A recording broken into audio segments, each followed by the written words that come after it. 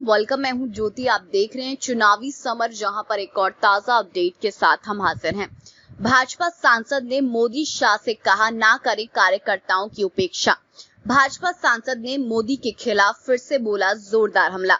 दरअसल मोदी के कटु आलोचक और भारतीय जनता पार्टी के राज्यसभा सांसद सुब्रमण्यम स्वामी ने बंगाल चुनाव में हार और उसके बाद तृणमूल कांग्रेस में भाजपा नेताओं की वापसी को लेकर जमकर हमला बोला है।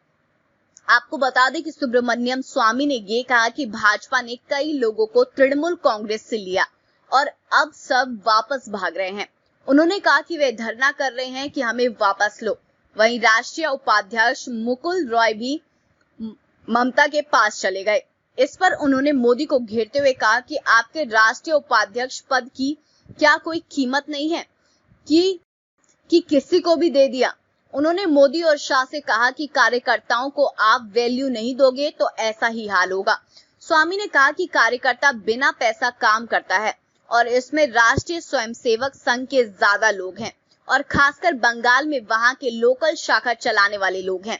उन्हें सब पता है कि वहां के बारे में। ऐसे में उनकी उपेक्षा करोगे तो कभी नहीं जीतोगे।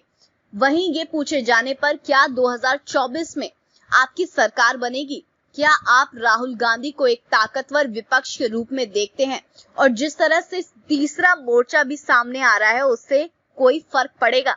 इस पर भाजपा नेता ने यह कहा कि देखिए 3 साल बाकी है, कुछ भी हो सकता है। वैसे भी 1 महीने में क्या क्या घटना हो जाती है। उन्होंने कहा कि क्या पता राहुल गांधी और सोनिया गांधी दोनों जेल चले जाएं नेशनल हेराल्ड में, तो फिर क्या होगा।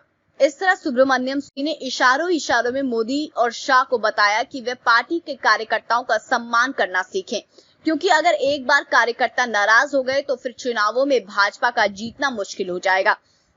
वैसे ये पहली बार नहीं है जब सुब्रमण्यम स्वामी ने मोदी और शाह के खिलाफ हमला बोला है, पर भाजपा सुब्रमण्यम स्वामी के बयानों को लेकर हमेशा खामोश रहती है।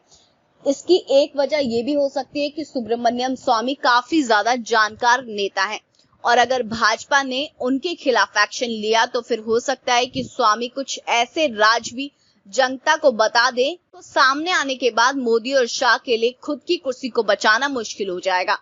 इसीलिए सुब्रमण्यम स्वामी के इतने आक्रामक तेवर को देखने के बावजूद भी आज तक भाजपा के किसी बड़ी नेता ने उनके ऊपर निशाना नहीं साधा है और ना ही उन्हें कोई चेतावनी दी है, जिससे ये साबित होता है कि सुब्रमण्यम स्वामी के आगे भाजपा की बोलती बंद है। तो इस पर आपकी जो भी राय है आप प्लीज कमेंट सेक्शन में लिखें। Thank you so much. Keep watching today's for more news.